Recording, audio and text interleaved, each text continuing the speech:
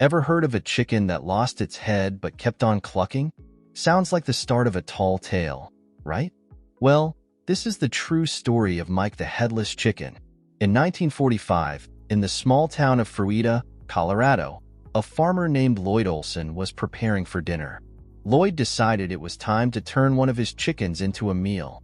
So, he picks a rooster named Mike, thinking it's a routine chore. But boy was he in for a surprise. Lloyd gives Mike the chop, but Mike had other plans. Instead of, staying down, Mike got up and started strutting around like it was just another day on the farm. Can you imagine? It's like something out of a cartoon. So how did Mike survive? Turns out, when Lloyd swung the axe, he inadvertently spared the part of Mike's brain responsible for basic functions like breathing and digestion. The cut missed his jugular vein and left enough of the brainstem to keep Mike alive. The brain is mostly concentrated at the back of the skull, behind the eyes of the chicken. When the head was severed, the axe missed crucial parts of the brain that control vital functions. This, combined with a lucky clot that prevented Mike from bleeding out, allowed him to live. Lloyd was baffled, but decided to take care of the headless wonder. He fed Mike using an eyedropper filled with milk and water, along with small grains of corn. Mike even started gaining weight. Imagine seeing this headless chicken just pecking around like he owned the place. It must have been wild. Word got out about this miraculous bird, and soon, Mike became a national sensation. He went on tour across the United States, drawing crowds everywhere he went, earning a pretty penny for Lloyd. People just couldn't believe their eyes. They came from far and wide to see the headless wonder. Mike even had his moment of fame in magazines like Time and Life. At the height of his popularity, Mike was earning Lloyd around $4,500 a month, which is equivalent to roughly $56,000 today. Mike's fame wasn't just limited to sideshows.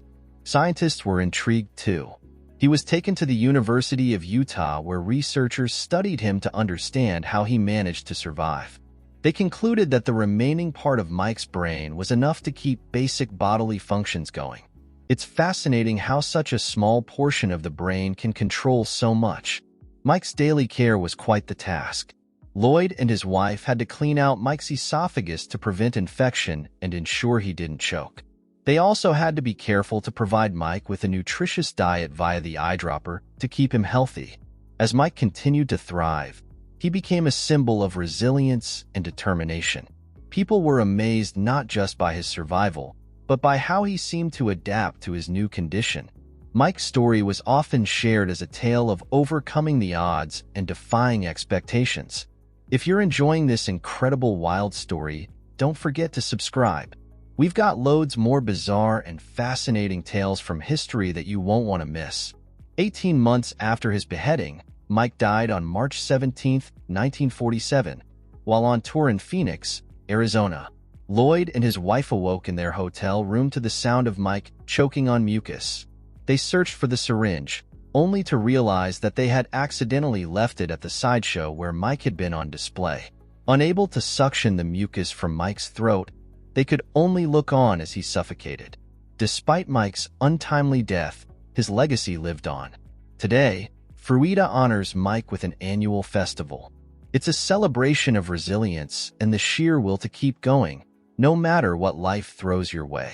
Mike's story is a reminder that sometimes the most unbelievable things can happen. So, next time you're having one of those days where nothing seems to go right, just think of Mike the Headless Chicken. If he could keep going, so can you. With that said, thanks for watching, and I'll see you in the next one.